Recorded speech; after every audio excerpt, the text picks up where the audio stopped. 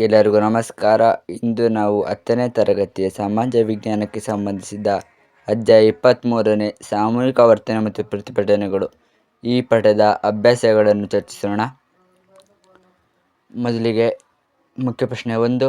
ಈ ಕೆಳಗಿನ ವಾಕ್ಯಗಳಲ್ಲಿ ಖಾಲಿ ಬಿಟ್ಟಿರುವ ಜಾಗಗಳನ್ನು ಭರ್ತಿ ಮಾಡಿರಿ. ಪ್ರಶ್ನೆ 1. ಚಿಪ್ಕೋ ಚಳವಳಿ ನಡೆದ ರಾಜ್ಯ ಡ್ಯಾಶ್. ಚಿಪ್ಕೋ ಚಳವಳಿ ನಡೆದ ರಾಜ್ಯ ಉತ್ತರಾಖಂಡ. ಪ್ರಶ್ನೆ 2. ನರ್ಮದಾ ಆಂದೋಲನದ ನೇತೃತ್ವ ವಹಿಸಿದವರು ಡ್ಯಾಶ್. ನರ್ಮದಾ ಆಂದೋಲನದ ನೇತೃತ್ವ ವಹಿಸಿದವರು ಮೇಧಾ ಪಾಟ್ಕರ್ ಮತ್ತು ಬಾಬಾ ಆಮ್ಟೆ.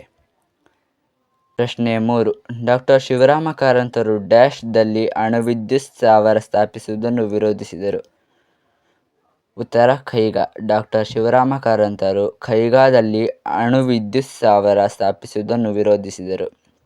ಮುಖ್ಯ ಪ್ರಶ್ನೆ 2. ಈ ಕೆಳಗಿನ ಪ್ರಶ್ನೆಗಳಿಗೆ ಒಂದೊಂದು ವಾಕ್ಯದಲ್ಲಿ ಉತ್ತರಿಸಿ. ಪ್ರಶ್ನೆ 4. ಸಮೂಹ ವರ್ತನೆ ಎಂದರೇನು?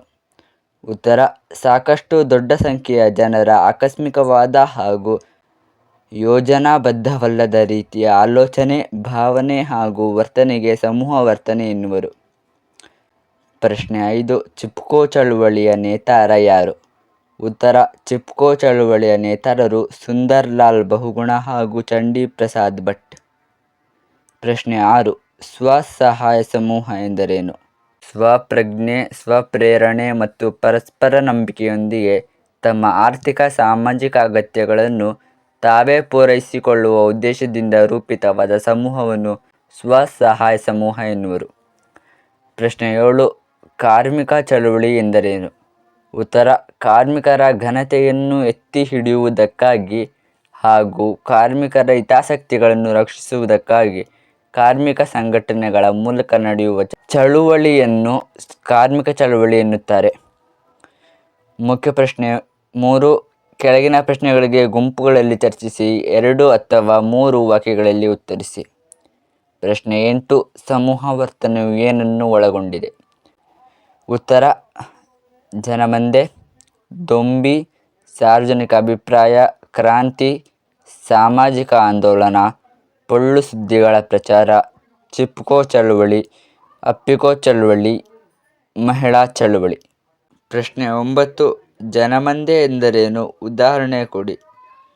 ಉತ್ತರ: ಯಾವುದೇ ಪೂರ್ವ ಯೋಜನೆಯಿಲ್ಲದೆ ಅನಿಶ್ಚಿತವಾಗಿ ಒಂದು ಆಸಕ್ತಿಯ ಸುತ್ತ ನೆರೆದಿರುವ ಜನರಾಶಿಯೇ ಜನಮಂದೆ.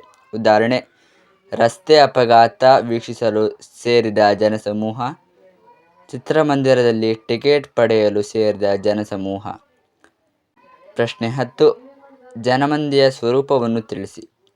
ಉತ್ತರ: ಇದು ತಾತ್ಕಾಲಿಕ ಸಮೂಹವಾಗಿರುತ್ತದೆ. ಭೌತಿಕವಾಗಿ ಒಟ್ಟಾಗಿ ಸೇರುತ್ತಾರೆ. ಜನರು ಪರಸ್ಪರ ಅಭಿಪ್ರಾಯ ಭಾವನೆಗಳಿಗೆ ಒಳಗಾಗುತ್ತಾರೆ. ಕೆಲವೊಮ್ಮೆ ಅಂತರಾಳದ ಭಾವನೆಗಳು ಪ್ರಕಟವಾಗುತ್ತದೆ. ಪ್ರಶ್ನೆ 11. ಪರಿಸರ ಮಾಲಿನ್ಯದ ಅರ್ಥ ಮತ್ತು ಸ್ವರೂಪವನ್ನು ತಿಳಿಸಿ.